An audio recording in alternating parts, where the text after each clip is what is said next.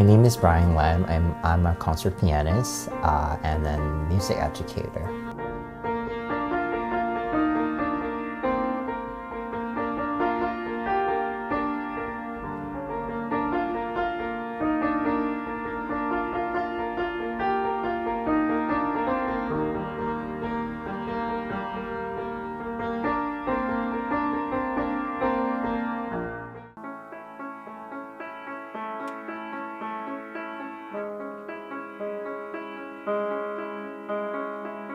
I guess that dates back to when I was young. My siblings were playing piano at the time, and they both gave up somehow later in their life. And there was a piano available in my apartment, so I was fondling when I was little, and somehow I fell in love with it. And yeah, so that became the start of my career.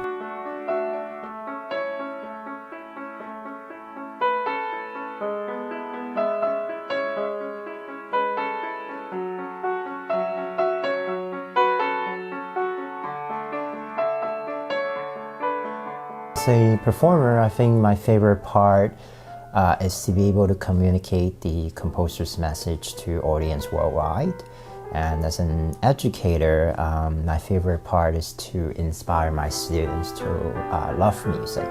My least favorite, I guess as a performer, is to deal with jet lag when I'm traveling around the world. And as an educator, the least favorite part is when my students came into class underprepared. That's, the most challenging part as an educator is to get my students to fall in love with every note they play. As a performer, the most challenging part, I guess, is to memorize a really difficult piece of music and to perform it in front of a live audience.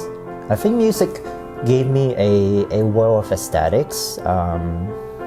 So I see, even tiny little trivial things in life, I still see a lot of colors in them.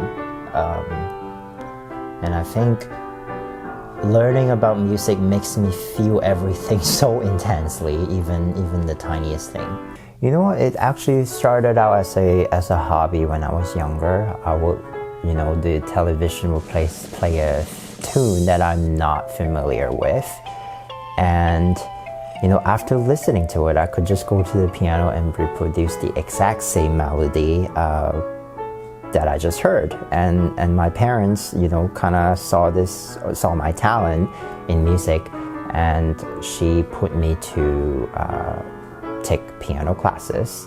And as time goes on, this has sort of became like a routine to me, and eventually I developed a deep sense of affection towards music, and I'm sure it gave me a sense of aesthetic and world beauty to my life, and it expresses a lot of emotions which really enrich my growth as an artist. This is the second movement of Maurice Ravel Piano Concerto, and it starts very serenely. It's, when I'm out of work or having a bad day, and when I actually sit down at the piano and play this piece, I can this is like an emotional escape. I can forget about, all the bad things that happened that day. So it starts like this.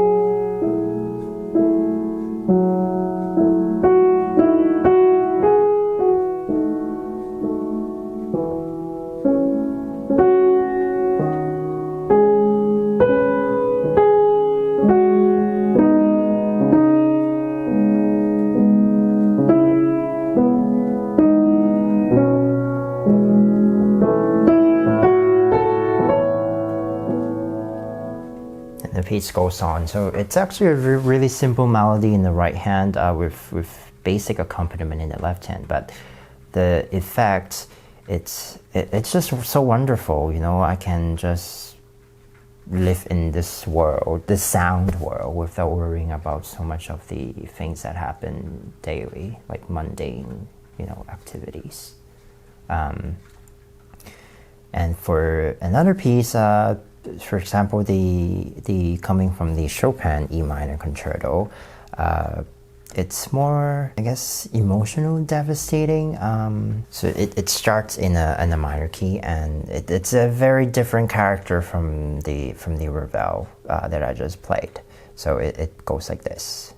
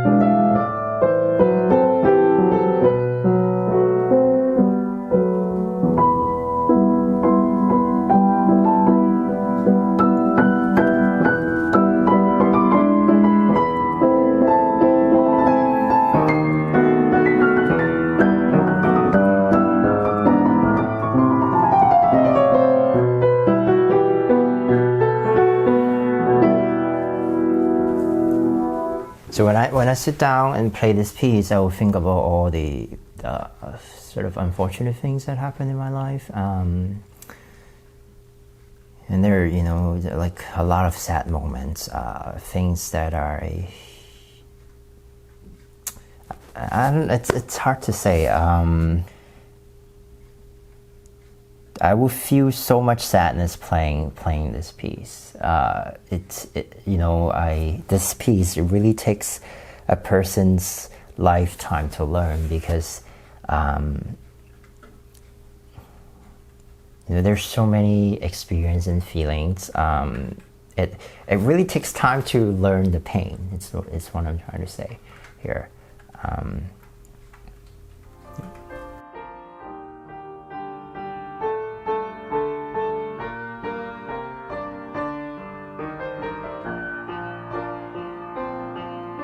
So I was scheduled to play a piano concerto in China in 2018, and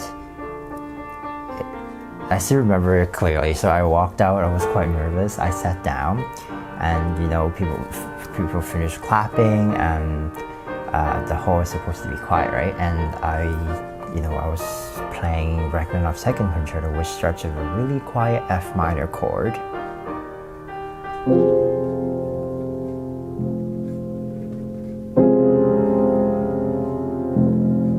And you know, I sat down. I put my hands on the keyboard, and all of a sudden, in the hall, when the hall was completely quiet, somebody's phone rang, and it was the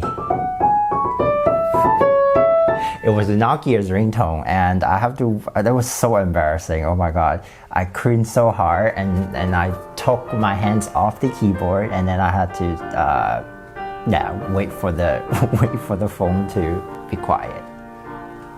But I mean, it didn't affect me. I still managed to give a good performance of the piece. I think it was this one time I was invited to perform at Carnegie Hall, the prestigious concert hall in Manhattan.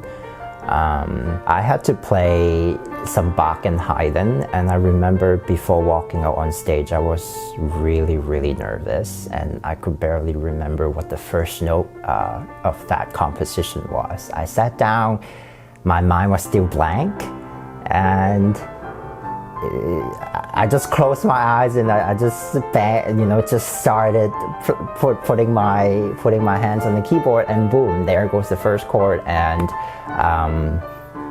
after the concert, people loved it, and I was like, "Are you serious?" That was not my expectation at all. I felt like I totally bombed the concert. Because those concert goers at Carnegie Hall are quite unforgiving. They are like considered elite concert goers. And one artist could be severely punished if he or she plays a wrong note on stage or make any sort of mistake. But that was a very unforgettable moment in my life, and definitely very nerve-wracking. I still cherish it. I still remember that moment. I was shaking. But I'm glad that I had this wonderful opportunity to showcase my talent in front of people, and I think that's my mission, is to spread love through music.